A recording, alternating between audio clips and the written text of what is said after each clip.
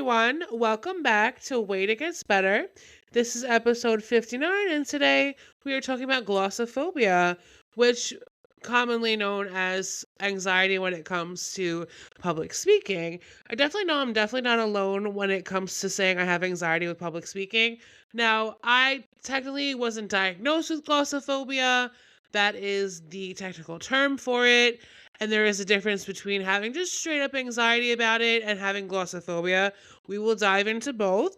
So let's start with the facts. I will give you a lot of story time today. So let's talk about it. Glossophobia, or public speaking anxiety, is a common form of social anxiety affecting up to 40% of people, characterized by intense fear of being judged, evaluated, or blanking out during a presentation. It causes physical symptoms like rapid heart rate, sweating, shaking, and dry mouth. It is treated using exposure therapy, cognitive behavioral techniques, and sometimes medication. The causes are fear of evaluation. The core fear is negative judgment or embarrassment, performance pressure, high stakes situations, career, public events, prior negative experiences, past experiences where a speaker felt humiliated. That has happened to me before, but I'll give you a little bit more of like a context with that. Um, Common symptoms: physical rapid heartbeat, trembling, sweating, dry mouth, nausea, and in severe cases, panic attacks. Psychological and verbal: mind going blank, trembling voice, or some inability to speak at all, and how to overcome it. Exposure therapy: gradually facing the fears, such as joining Toastmasters, practicing in front of a mirror, and recording oneself. Preparation: thoroughly researching the topic and practicing, but avoiding over rehearsal that leads to anxiety. Mindset shift: reframing nervousness as excitement and focusing on delivering value rather than being perfect. I kind of gave a little bit more to the mindset shift with that. We'll talk more about it. I gave more on this. I'll give more details on it. A lot of it's going to be repetitive, but it's going to be more in depth when it is being repetitive. Physical techniques: using the 4-7-8 breathing, staying hydrated to prevent dry mouth, and grounding exercises like feeling your feet on the floor. And professional help: cognitive behavioral therapy can help reframe negative thoughts about speaking. Some tips: focus on the message, shift focus from yourself to the information you are providing, normalize the nerves, accept that nervousness is natural and often invisible to the audience, and stay strong. Begin with a question or story to engage the audience immediately. Now, as somebody who went to school, I hated to present to people in my classes. And I know people who went to school their whole lives. I'm sure in high school, middle school, they've had to do presentations, and it is very nerve-wracking. And I know I'm not alone on this. I'm somebody who has anxiety, and it has gotten worse over the years. And let me give you a little bit of story time. So when I was at Suffolk, it wasn't so bad because the classes were smaller compared to when I went to Stony Brook, which was like a huge lecture classes technically. Um, so when I had to do announcements at my meetings for the Humanology Project as a leader of the social media division, I was in a room with people that I didn't really know. I just saw them like maybe like once every so often, but I was also on the team that I was on. Very nice people, great team. We would be on meetings in Zoom. I didn't really know them that well. There was a girl who she wasn't very nice to me. Everyone was nice to me except for this one girl. But towards the end, she got a little nicer with me. But that's a story for another time, and that's part of the reason I had a little bit of anxiety. I just didn't feel comfortable. Um, so I just remember having to announce things and being so tense. And it was in a club where people had to bring awareness to mental health and eradicating the stigmas with mental health. And I just felt like when I would do the announcements for my division, people would look at me like this is so awkward. Like it was obviously awkward with me, but that was due to my anxiety. So I hope like if any of them are listening now, you know that's exactly why I just had such bad anxiety with people that I didn't really know, and like just speaking to them and being in front of a whole room of people that I don't really know. So, I'm a very shy person. Very, very shy person. There's more than meets the eye with me. Like, I can be very, very shy in public if I meet you for the first time. But once you get to know me, there's a lot more to me than just me being like all shy, quiet, and nice. Like, there's a whole depth there with me. And that's the one thing I can say about myself. Yeah, so let's give more facts now. And there's more story time coming, but let's give more facts. So now I asked how to help glossophobia, and this is what it said. Glossophobia, the fear of public speaking affecting 75% of people, is manageable through cognitive behavioral therapy, exposure therapy, and preparation. Key strategies include breathing exercises, positive visualization, and gradual exposure to speaking in low stakes environments. Common symptoms like rapid heart rate, dry mouth can be mitigated by slowing down, focusing on content rather than audience judgment, and practicing in small groups. So, the therapeutic professional approach is cognitive behavioral therapy, exposure therapy, gradually facing speaking situations, including using virtual reality to build confidence in controlled environment, support groups, joining organizations like Toastmasters International, excuse me, the way I said that was so weird, provides a safe space to practice. I should definitely try that for like the future. Medications. In some cases, medications can be used in combination with therapy for social anxiety. And some practical tips to overcome fear: preparation, know your material well, but don't memorize it word for word. Controlled breathing, take slow, deep breaths before and during the speech to calm the nervous system. Start small. Practice speaking up in low stakes settings, such as small team meetings. Before moving to larger crowds, focus on the message, shift focus from your own anxiety to the value of the information you are sharing, and physical techniques. Utilize power poses to boost confidence, and if presenting virtually, turn off your self view to reduce self consciousness. And managing in the moment panic. If your mind goes blank, take a moment of silence to breathe. The audience likely won't notice or care about a short pause. Remember that anxiety typically peaks at the start and will decrease as you continue talking.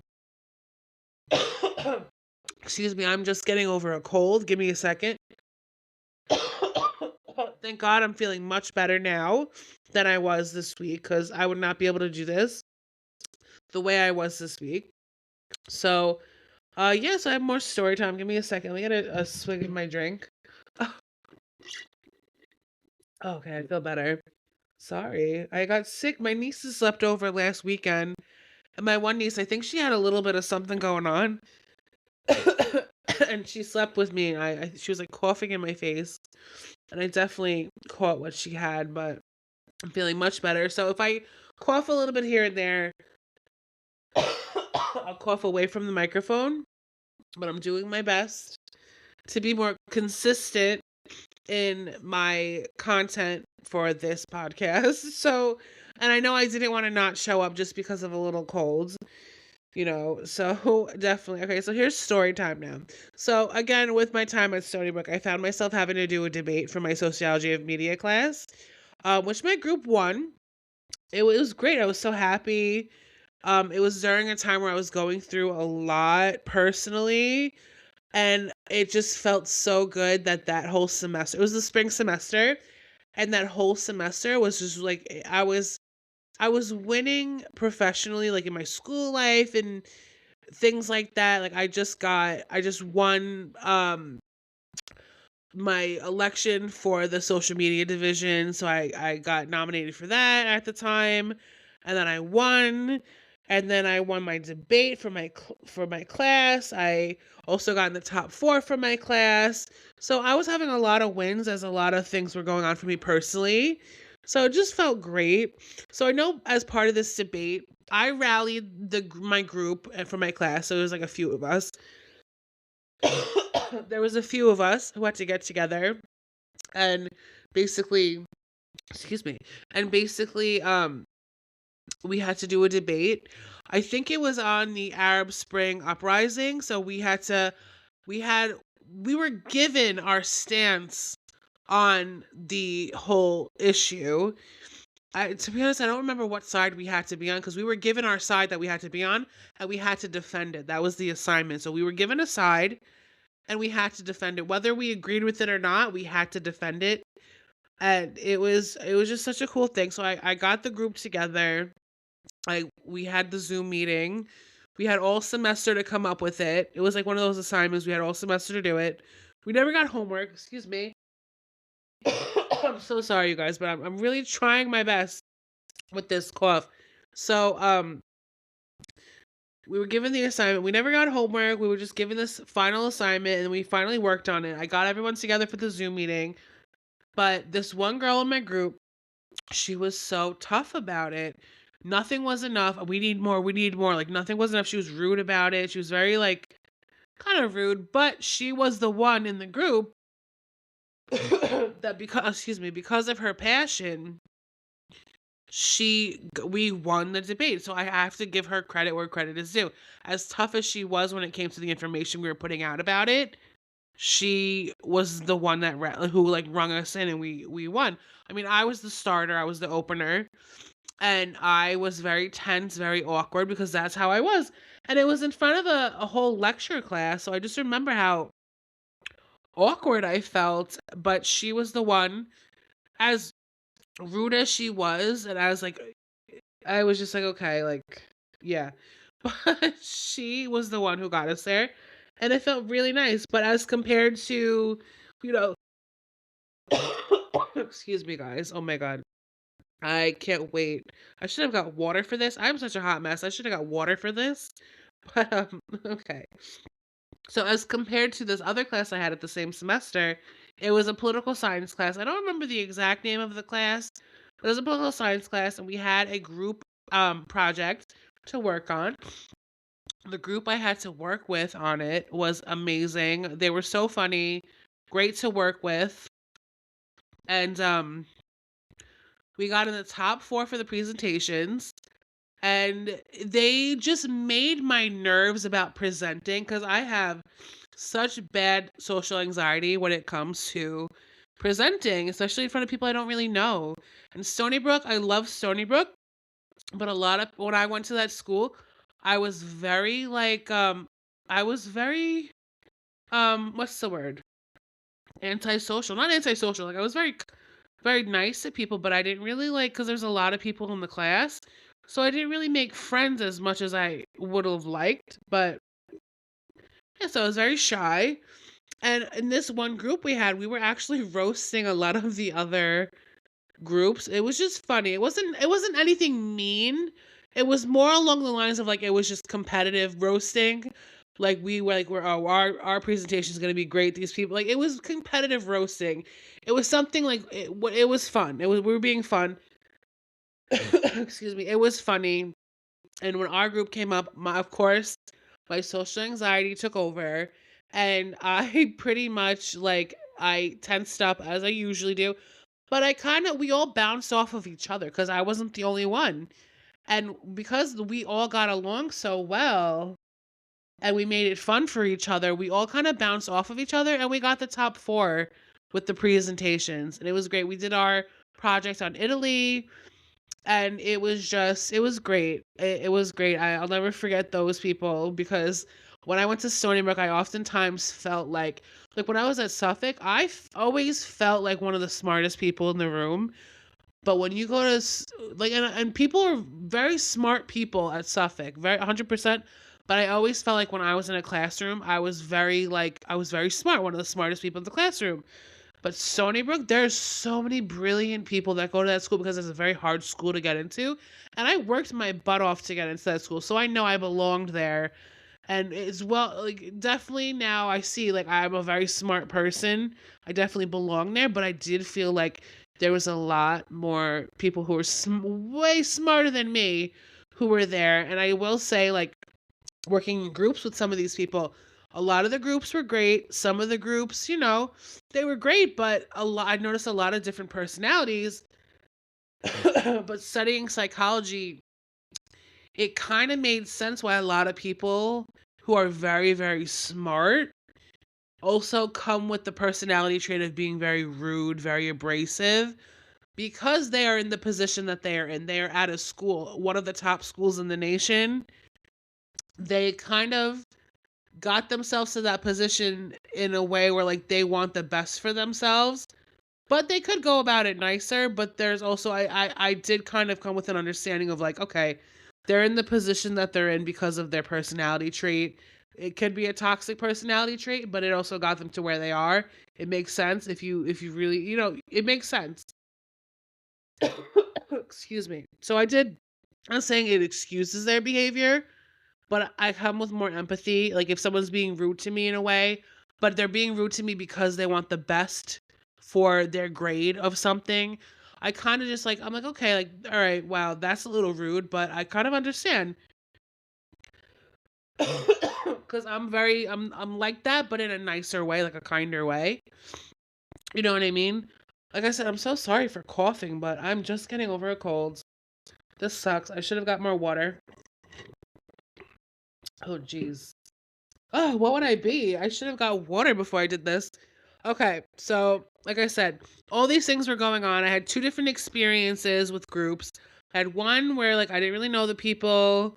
The one girl was rude, and then I had one where I really loved the group that I was with.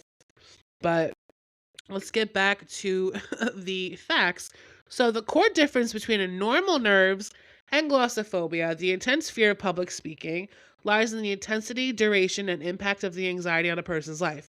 While up to 75% of people experience discomfort, jitters, or racing heart before speaking, glossophobia is a clinical phobia that causes extreme, uncontrollable, and often debilitating panic that leads to avoidance of speaking situations affecting career and social life.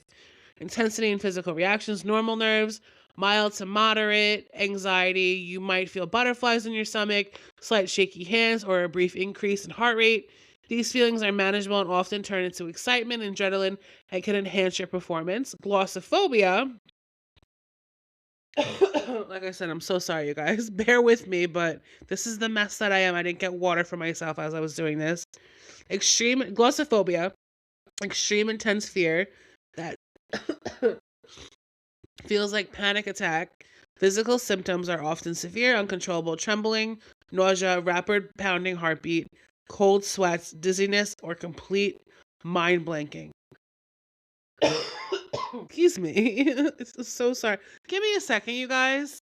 I'm gonna go grab myself some water. There's gonna be like maybe like a 2-second pause. I apologize. This is a pain in the butt. Hold on. But I'm not starting this over. Hold on. Behavioral response avoidance. Normal nerves. People with typical nerves will still prepare, attend, and deliver their speech even if they are uncomfortable. Glossophobia individuals will go to great lengths to avoid speaking situations entirely.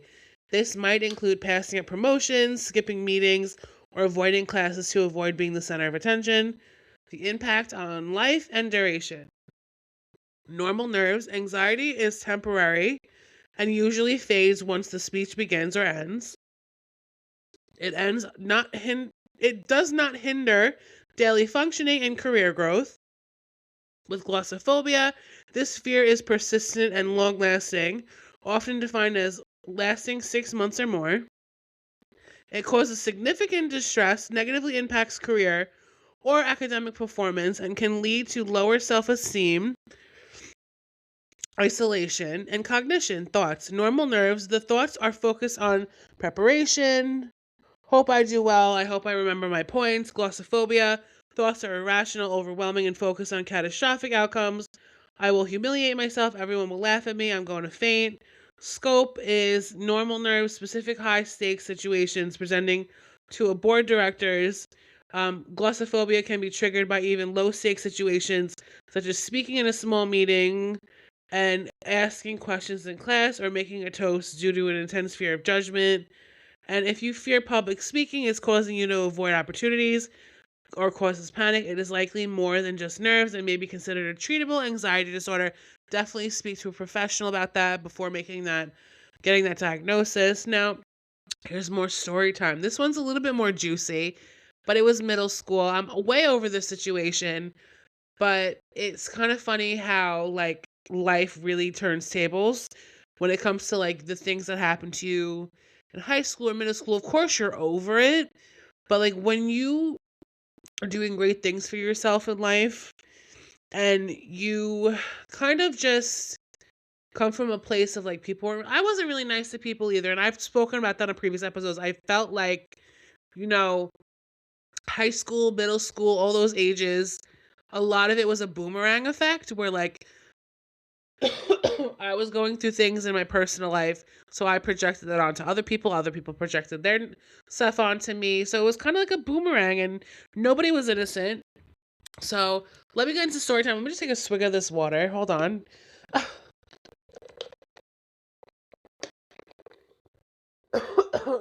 I can't wait till this cold is over. It's the cough that's so annoying. So, Jesus. Got to do a lot of editing on this episode because a lot of it was me getting up, me getting water, me having awkward breathing moments. So, I wanted to show up today, but I wasn't prepared for how much talking I was going to be doing and how much my throat would take a beating. So, I'll get into story time in 1 second. Let me take another swig of my water. Hold on. This is so awkward, but it's so funny. And I'm not editing this part out. Other parts I will edit out. This part, no. This is so funny. Like, ridiculous. When you have to use your voice to do something and you have, like, a cold because you were doing something nice and having a sleepover with your nieces and you got sick from it. It's like so funny. Okay. So now let me get into my story time. Not this awkward water drinking and coughing. So let's get into story time. So in middle school, there was something going around about me and this guy. So it was kind of something happened between us and I told a girl that was I considered a best friend about it, and she was the one who ran and told everybody, got around school. So he became very embarrassed because I was overweight. And he was embarrassed about it. Everyone was ragging on him because he was like a regular looking guy. I was an overweight girl, so I was ragged about it. But that's not the point of this story. So that's giving you a little bit of background to why doing this was nerve-wracking. And this is giving more context to what I said in the beginning about how like a humiliating situation kind of like leads to it. So basically, in my orchestra class, I had a teacher. Didn't really like him. He wasn't really nice. Um, whatever. And he was asking people. He was like, he was like, so say a number that you think I'm thinking if you want to present for our concert, and like like give me a number you think I'm thinking in my head. So my friend, we were troublemakers. We weren't nice in that class. We didn't shut up. We talked. We giggled a lot. Whatever. So that was a tip. I was a teenager. So so we basically she told me to say the number 69. How oh hilarious, say the number 69. At the time we thought it was hilarious. So I said it, and of course him knowing I was being a troublemaker, knowing the dynamic I had with the teacher, he's like, yeah, you know what? I was thinking 69. Good job. You can present. And I'm like, oh God. And at the time I was going through like a whole thing where my whole grade was like picking on me because I was a bigger girl and I did something with a guy that was like twice my size and I was constantly being ragged on about it. And it was just not a nice time for me. And that was caused by the friend that actually told me to say 69. I was still her friend after her being the one to spread all that information about me. And at the time, like the guy was denying it, so I was labeled a fat, like a big fat girl. I was, but I was labeled fat. I was labeled a liar because the guy denied it, so they all believed him, and I was hated. I was labeled a slut. So it was all these things going on every day. I would go home and cry because people weren't really nice to me about it. Meanwhile, the one thing that I did at that age, they were all doing as we got older, and it just hypocritical. But of course, because I was a bigger girl, it was just a whole joke to people. But so getting back to my story and as to why I brought this up. So fast forward to the concert. I had to do my presentation. All the people in my grade were there. as I was giving the presentation, of course, there was people being immature in my grade about it. And like as I was presenting, they were saying things and shouting things, and it just was like ridiculous. And like I felt so embarrassed. As it was, I was feeling anxiety. But of course, like I was dealing with people like saying, shouting things as I was doing it. And it's just funny how life turns out. Like I wish no ill will on those people, but looking back on a lot of things I dealt with, it's kind of satisfying when you go on in life and do good things. And it's like those people who really traumatized you as you were getting older are like still stuck in their ways. A lot of people change, 100%. People grow up, people change. But besides that situation, I hear about a lot of stories of people just still stuck in their ways. And it's just satisfying when like you're grown, you've gone on to do great things, and you're like doing things for yourself. And it's so funny how life turns out. And at the end of the day, like those things happened to me, but it only gave me more of a reason to get into psychology, because a lot of the struggles I did have mentally are helping me now on this platform as to where I can speak about these things and help people. So at the end of the day, thank you for giving me an experience, even though they traumatized from those things. It gave me an experience to be able to talk about and help. Hopefully, me saying this is helping people going through similar things at that age I was at. I was actually 13 at the time. Excuse me, I'm taking a swig of water. But hopefully, me saying this is helping people. So, thank you. I want to say to those people who did all those things, thank you for giving me that experience, because now I'm using this platform to help people. So, at the end of the day, you doing that worked out for me. So, anyways, let's talk about the fear of public speaking. Glossophobia is extremely common, affecting approximately 75% of the population to some degree, often ranking higher than the fear of death. Well, I just want to clarify. I want to actually do an episode about phobias, because I know in psychology we talk about phobias a lot, especially when I got into it, like Psych 101. Phobias are definitely something talked about. So I want to do an episode on phobias. But fear of death, I don't know what that is even called. I'm curious. But phobias are basically fears. And the word that goes before it is like, phobia is fear, like a fear. And the word that goes before it means something, but it's like rooted in like it's like glossophobia is like the fear of public speaking.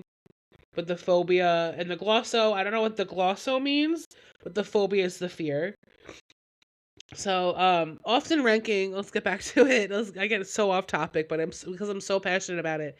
Often ranking higher than the fear of death, while estimates range from 15% to 75% depending on the study, it is widely considered the most common phobia. Key statistics details prevalence: roughly 3 out of 4 people experience some level of anxiety or nervousness when speaking in public. It is very true. Going to college and going in just school in general, you don't even have to go to college to know people have fear of public speaking. Like I've witnessed it on my own. I've lived it and I've witnessed it. So I know it's very common.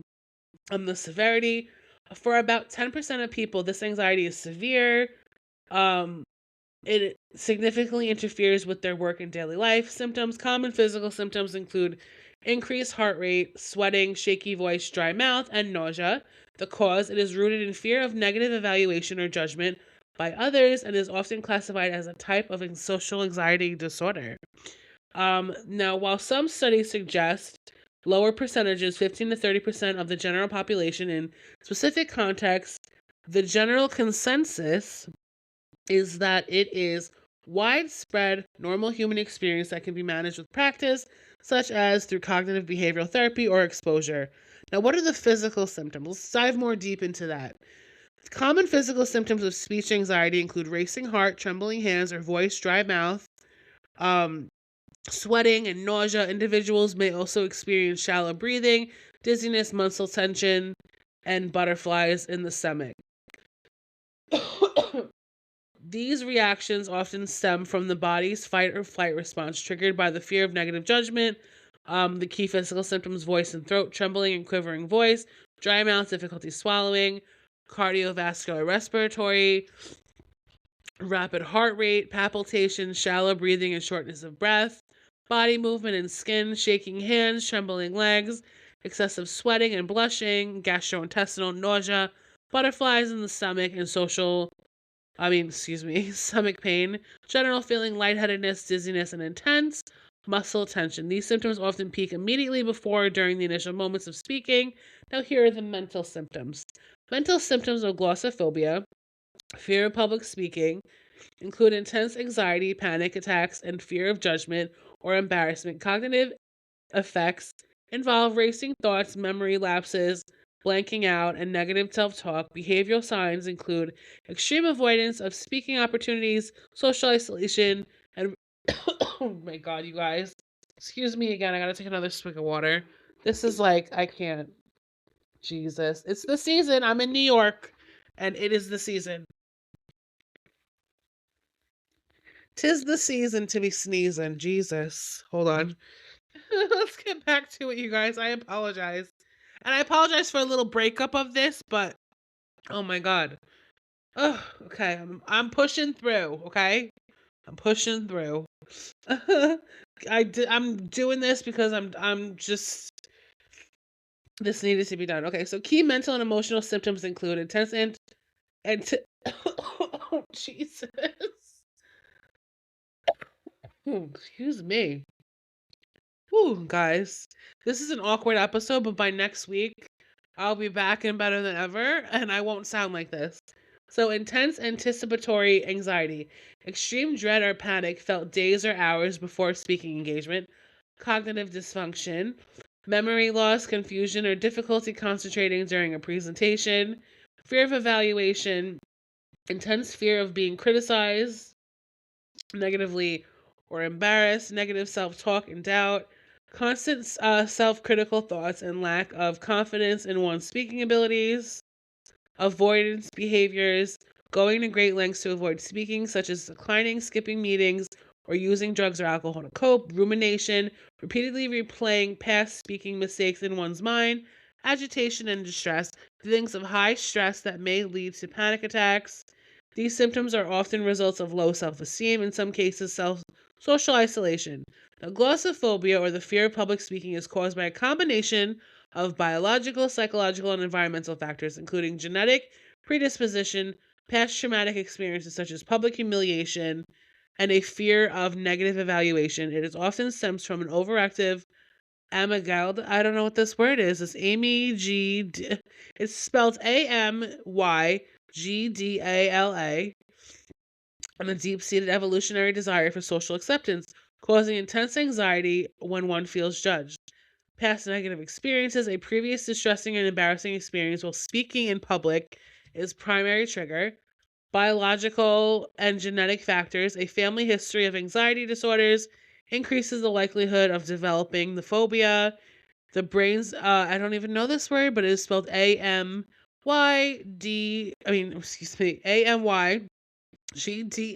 Oh my God, I can't. Of course, that triggered a cough out of me. It is AMYGDALA. May be overactive, causing a heightened fear response, fear of negative evaluation, intense fear of being judged, scrutinized, rejected, or ridiculed by the audience. Evolutionary psychology: humans are wired to seek social acceptance and avoid standing out, as being excluded was once dangerous. Okay, hold on. Okay, so lack of experience, insufficient training and preparation for speaking in front of groups, the spotlight effect, the exaggerated belief that others are paying more attention to and judging one's behavior more than they actually are. The symptoms often include sweating, trembling, rapid heart rate, dry mouth, and in severe cases, panic attacks. Now we're getting down to the nitty-gritty with this. Now let's talk about people in the public eye who suffered, or not, it's, I want to say suffered. It's not suffering, it's struggling with glossophobia. So we have Harrison Ford has described public speaking as a mixed bag of terror and anxiety, even as an award recipient. I couldn't even imagine that. Like, oh my God, Julia Roberts once struggled with stuttering and glossophobia and had to work on it, even giving speeches and acting in teaching roles. Samuel L. Jackson faced a speaking phobia early in life, using acting as a way to build confidence. Jim Gaffigan, early in his stand up career, had stage fright and fear of speaking in front of audiences. Jennifer Hudson, love her, revealed she once turned down a hosting Saturday Night Live due to fear of public speaking, describing it as intimidating. I could imagine. Like me being having the anxiety that I have with that, I couldn't even imagine. Brad Pitt has admitted that public speaking makes him nervous despite his high profile career. Now, let's talk about some coping tools for glossophobia. So, coping tools for glossophobia: fear of public speaking, focus on preparation, relaxation, and cognitive reframing to manage anxiety, which affects 73% of people. Key techniques include deep breathing through preparation, practice in front of a mirror, or recording yourself. Using visualization to imagine successful outcome. Rehearse extensively. Practice out loud, ideally in front of a mirror, or recording yourself to evaluate the body language. Know your material. Thoroughly understand the topic to increase confidence. Visit the venue. Arrive early to familiarize yourself with the space and equipment. Structure your notes. Use clear notes, but avoid reading directly from the script to maintain connection. And deep breathing. Use here we go. Here's another word. Diaphragmatic breathing, inhaling deep for 4 counts, holding and exhaling slowly to calm the nervous system. Jesus, get it together. Get it together, Becca. Shift focus. Focus on the message, not the audience's judgment. Remember, the audience is usually supportive. Use visualization. Imagine a successful presentation rather than your worst case scenario. And accept imperfection. Do not try to be perfect. Focus on communicating the message and pause intentionally. If you get nervous or lose your place, take a few seconds to breathe and collect your thoughts. Now, long-term therapeutic approaches, exposure therapy. I was actually told that when I was first trying to come to terms with my PTSD after that incident I went through, my therapist, like when I was talking about like, you know, just like specifically like, for example, because PTSD is an anxiety disorder. So the whole root of everything that I'm talking about with this story individually and also this topic is anxiety.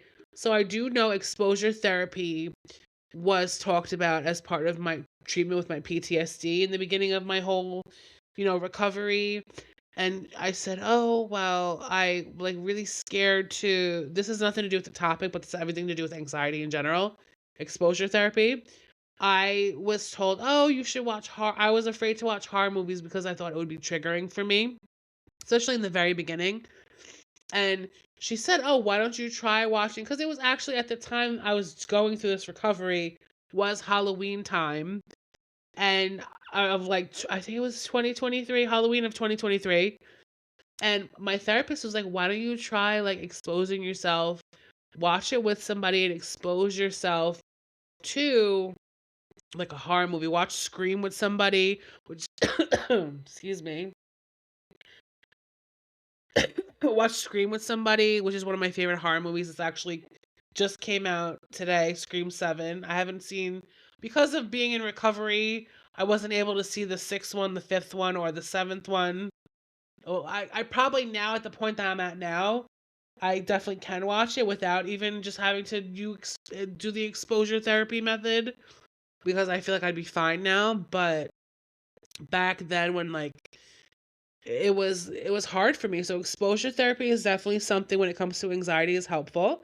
So exposure therapy gradually desensitize yourself by starting with small, low stakes speaking tasks.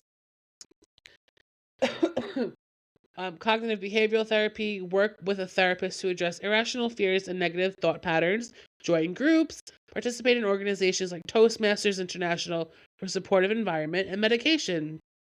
Hold on.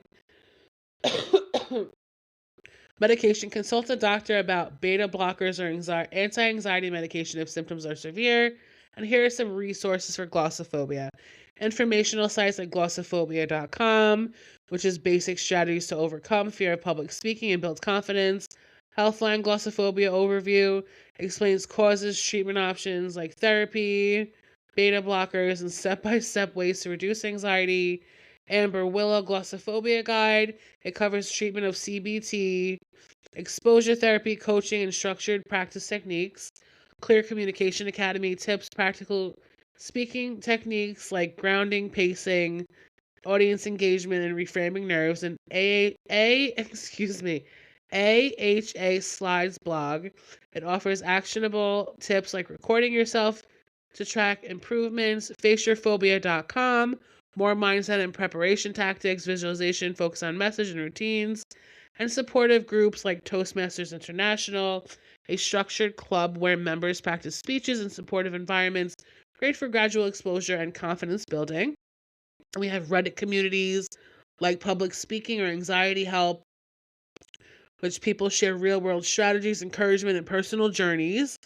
While Reddit should be discussed as peer support, not professional advice. So 100%, I love how it gave that little disclosure there. And then we have course training.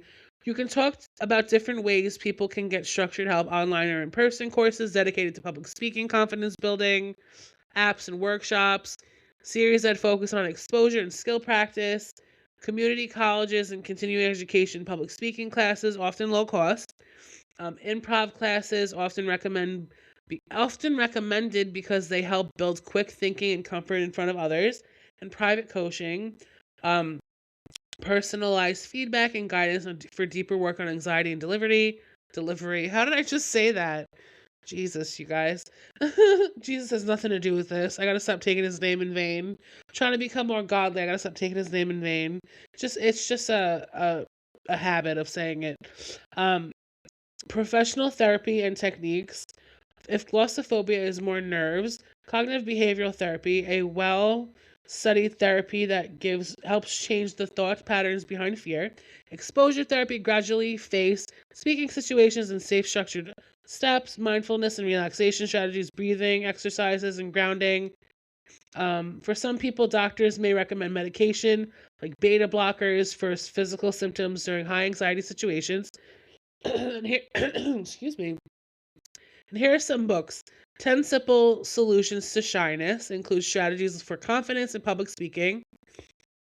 Confessions of a Public Speaker, a humorous yet insightful look at speech anxiety and communication. And In the Spotlight, Overcome Your Fear of Public Speaking and Performing.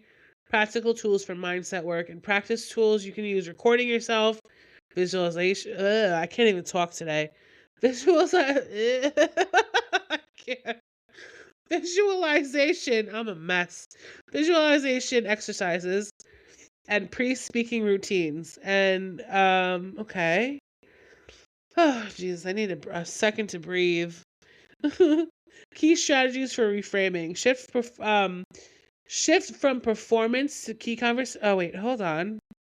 You know what, you guys? I give up. I recorded this whole 45-minute thing that I have to do some editing on with the awkward parts of me coughing, and you're going to hear a lot of me coughing today. You're going to hear, buckle up, you're going to hear a lot of me coughing, but I pulled through. I showed up. I'm trying to be consistent. And unfortunately, I was hit with a cold. Bad timing, but I'm getting over it. But let's talk about the reframing of glossophobia. By shifting your mindset from performing to sharing, viewing nervousness as excitement, and focusing on delivering value rather than seeking approval. Prepare thoroughly to build control. Use positive self-talk and treat speeches as conversations to reduce anxiety. Key strategies for reframing. Shift from performance to conversation. View public speaking as one-on-one conversation with audience members, not high-stake performances. Hold on. Give me a second. Focus on service, not self. Shift the focus away from your fear and toward the value of your message provides to the audience. Reframe nerves as excitement. Interpret the Physiological symptoms of anxiety: racing heart, sweaty palms, as excitement or adrenaline that can sharpen your focus, and utilize positive visualization. Imagine yourself successfully delivering the speech and the audience responding positively, and adopt the when, not what if mindset. Instead of worrying about the potential failures, trust yourself to handle any challenges that arise. This video. So I'm basically okay. I definitely I can't even show you the video because this is not a visual podcast. This is more of like a speaking podcast. So I just read something that doesn't even have a name to it. So just forget I even said that, you guys. I am a mess. I need some sleep. Some sleep and some Advil cold and sinus to get over this cold. Okay, so now here's my favorite part. The affirmation is what I'm all about. So we have some confidence and courage affirmations. So let's get into it. My voice deserves to be heard. I can feel nervous and still speak clearly. Nerves mean I care. They do not mean I will fail. I am capable of sharing my thoughts. I do not need to be perfect to be powerful. Every time I speak, I grow stronger. For calming the body, my breath is steady and grounding me. My body is safe in this moment. I release tension in every exhale. My heart can race and I'm still in control. I slow down, my words follow. Reframing fear. The audience is human just like me. People are rooting for me more than judging me. Mistakes can make me relatable. I focus on connection, not perfection. I'm sharing, not performing. And growth and exposure. Um, each speaking opportunity builds my confidence. I celebrate progress, not perfection. It's okay to start small. I can practice and improve. Fear shrinks when I face it gently. And some short, powerful for great social media clips. I can speak, my voice matters. Anxious and capable, courage over comfort. I take up space. So there you go. This is me pushing through an episode about glossophobia and public fear of public speaking as I'm struggling with a cold. Once again, I apologize, but I pulled through and I showed up for you guys. Those of you that listen.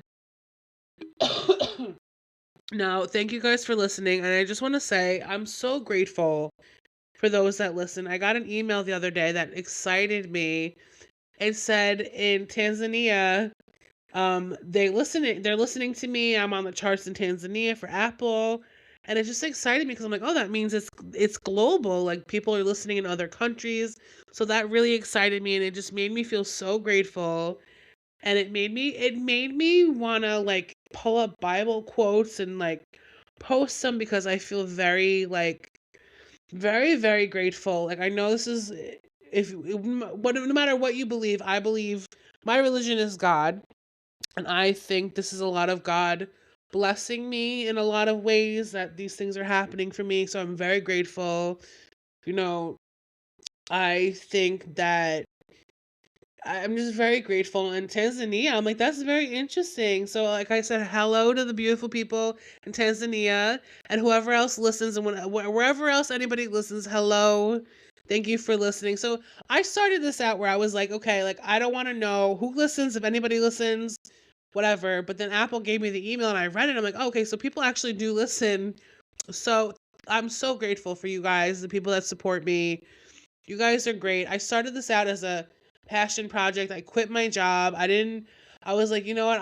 I can't do this job anymore. And you guys know the story I spoke about. I don't have to rehash it. But I actually was like, okay, and I had a plan. The first day I quit, I was actually talking to some of my old coworkers, the ones that actually kept in touch and cared about what I was up to after that job. I just remember telling her, I'm like, I think I'm going to start a podcast. Because I was like, I talk a lot. I'm a good talker. I say interesting things.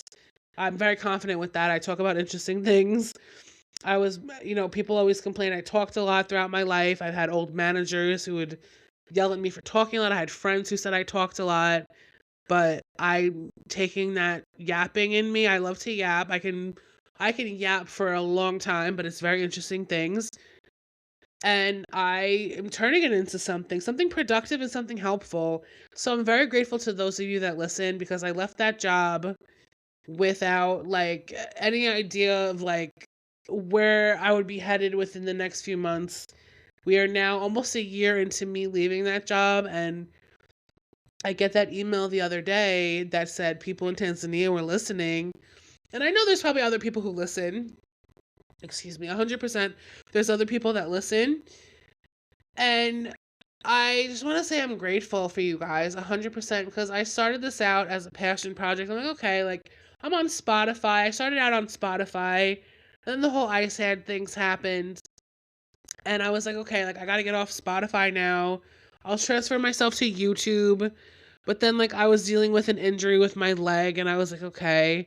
And then once I found out that Spotify was breaking ties with Ice, I was actually like, okay, like I'll go back on Spotify. But as in the meantime, all that was going on, I was waiting for months to hear back from Apple. So it kind of just worked out for me that I got back with Spotify and then Apple was like, okay, like you've been approved. And I was like, okay, things are working out. So instead of me just being on this one stream platform with Spotify, I moved myself to YouTube. I inquired about Apple. And now I'm on all three. I'm looking to expand a little bit more. But I just want to say, like, I started this out as like just a little idea. I didn't know where it was gonna go. And like getting that email the other day, it was like a little email. It was like, oh, people in Tanzania are listening. I'm like, oh my God, that's my proof right there that this is working out for me. And it just made me feel so happy, so grateful. I feel blessed. I feel so like it's great. Like I said, I try my best with this. Like today's episode, every episode is different. Like one episode I'll really really kill it. One episode like today I'm like struggling with a cold, but I'm trying my best to show up because I'm trying to be more consistent. I'm doing this weekly. Unfortunately, I was hit with a cold, but I'm showing up because I care. People actually do listen and do care what I have to say. So thank you because as being somebody who lived part of her life where she just felt like nobody wanted to listen to her ever. Nobody ever wanted to hear her talk so much or nobody cared what she had to say. Now I'm living a life where like every Friday I drop an episode of a podcast where I talk for almost an hour about something I'm very passionate about and things that I've struggled with. Oh, my sister's dog is licking my toe as I'm doing this. Hi, Cheater. Hi, Cheaty Bug. He's licking my feet. Oh my God, this dog. When I came in today, I'm watching my dog for my sister as they're at a cheer competition in Rhode Island, and her dog, he's 14 years old. I've known him since he was a little baby. And I walked in the door and he comes like trotting up to me and he started barking. It was the cutest thing. He's been sleeping, but right now he's licking my feet. So, but getting as I'm talking, he's licking my feet. That's why I had to stop. It's so funny. But getting back to what I was saying, I'm so grateful for you guys that listen. Honestly, I really am. Like I didn't know where this was gonna go. Like I left my job. I was like, okay, let me just do this.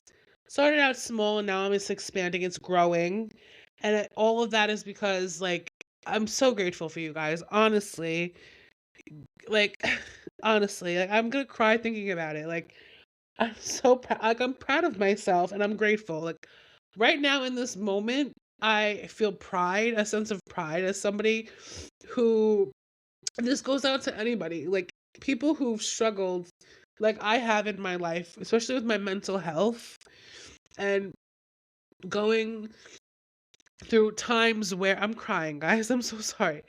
I'm coughing and crying in here. Oh, Jesus. I was somebody in my life who struggled with her mental health, and I've gone through a lot. And oh God, I'm crying now. I've gone through a lot in my life. I've been through a lot. I can sit here and seriously say like I've been through some real things in my life. And there was times in my life where I just felt like ending it all. Like I just wanted to just end it. And now I'm at a point where like I'm on 3 different platforms like doing my passion project for People Weekly, and I got an email from Apple with like, "Hey, you're by the way, people in Tanzania listen to you." I'm so sorry I'm crying, but I'm so proud of myself and I feel so blessed and it's overwhelming. Like I said, my whole message with It Gets Better is basically like it does get better. You can be somebody who like me who struggled with her mental health and just wanted to end it all. But just because I waited and I held on and I realized that it does get better, because it does. Now, think about this. I was struggling with depression. Literally a few episodes ago, I was talking about the depression I was going through. I still have my moments, but the fact that this was before I found out about Apple. So the minute I found out about Apple, especially like, okay, I was happy. I was like, now I'm back on Spotify. But I think being approved for Apple really shifted something in me, in my mood.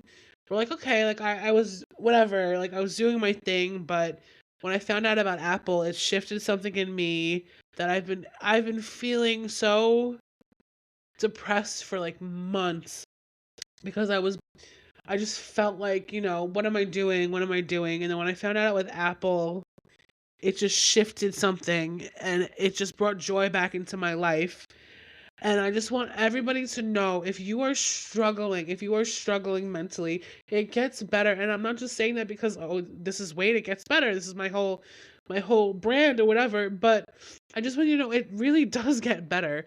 And part of the reason I chose It Gets Better for everything that I chose to push out in this world, my whole brand is It Gets Better, is because at a time in my life when I wanted to end it all, I was like, this is where it all derived. The root of It Gets Better comes from a time in my life where I was so depressed, and a counselor at St. Anthony's High School, she told me it gets better. No, just hold on. I was feeling really suicidal, and she was like, it gets better. No, it really does get better. And I didn't believe her, but at this point in my life, I look back and I thank her for giving me that whole little those three words, it gets better. Because now look at it. Now look at what it gets better has gotten me.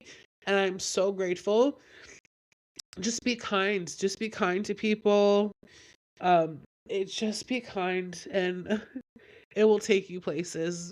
It really will. Healing takes you places.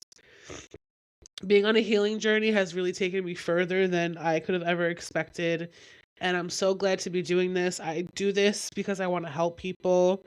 I genuinely was somebody, like I said, I struggled in my life. And I know there's people out there, realistically, who have struggled like I have and are still struggling. And if whatever I can put out can help the next person, I would love that because I was a teenager living with a new diagnosis. I just was diagnosed with bipolar at 18 years old. And before that, I was struggling with whatever I was diagnosed originally ADD, but I was struggling because I had things going on personally and just whatever. But I just want to say that as somebody who was labeled crazy because of my diagnosis and the struggles that came along with it, and trying to like figure out and navigate having this diagnosis. Excuse me. Oh my god. Gotta as somebody who struggled with that, I I know there's a lot of stigma that came with it, and I know that now that social media is more prevalent in society than it was when I was first originally diagnosed. And I'm grateful for that because I love social media. It has its negatives and it has its positives. But the positive part of social media that I discovered in doing work in social media is that you can use your story and your platform to do good things and help the next person, because like I learned in my sociology of media class, that social media is one of those media outlets that is many to many. So you can post something and it goes to a bunch of different people. It spreads, people share things. People have huge platforms and people can do whatever they want with their platform, but this is what I choose to do. And I'm so grateful to people who actually care what I have to say. Like I said, I grew up in a time where people really didn't care what I had to say. I was labeled as a yapper. I talk too much. I need to stop talking. What you're saying isn't interesting. And now just finding out that people in Tanzania are listening to what I have to say, it is so healing. It's healing from many different things. It heals a wound that I've had of feeling very judged for just being a talker. And it heals something in me where it's like, okay, like all of this effort I put into doing this, actually worked out for me. It worked out leaving a job where I was treated like I wasn't valued or whatever, and it led me from that to this, and I couldn't be prouder, and I'm so grateful. You guys, like, I can go on, but I am so grateful. God bless you guys, and if you or anyone you know is struggling, you can text home to 741-741, the crisis text line, for a free confidential conversation with a trained counselor at any time of day. Text or call 988 or use the chat function at 988lifeline.org. 988 continues to offer support to anyone who needs it, but no longer offers specialized LGBTQ plus support. You can call 1-866-488-7386 or text START to 678-678 or connect online at trvr.org/get-help for the same free secure support as always. Find more crisis resources at thejedfoundation.org/crisis. The new lifeline for the LGBTQIA+, given by Canada, is 1-877-330-6366 or call the NAMI helpline at 800-950-6264 or text NAMI to 62640. The Find Help tool at twlohA.com/help excuse me, let me read that again. I messed that up. The Find Help tool at twlohA.com/find-help. The peer support groups at twlohA.com/peer support. The mental health toolkit at mentalhealthtoolkit.co, and the crisis text line at TWLOHA to 74741. Now, I forgot to say what next episodes will be about. Next Friday's episode will be about alcoholism. The one after that will be about cheating and mental health. The mental health of the person doing it, as well as the mental health of the people being affected by the cheating. And the one after that, I decided I will be about sexual assault and mental health. And I think the one after that, I think I want to talk about eating disorders, because I actually, as I decided this just before doing this episode. I was watching the Top Model documentary, and it's so like rooted. A lot of that was rooted in like a lot of these girls had eating disorders, and they were being told, "Oh, you're too fat," and they're like really, really like beautiful girls with beautiful bodies, and they were being told they were too fat, they weren't good enough. So I definitely want to talk about eating disorders. I'm reading the room. I want to talk about eating disorders 100%. And then we'll go for there. So thank you guys for listening. I love you guys. This too shall pass. Stay well. Bye bye. Once again, I'm so sorry for my coughing.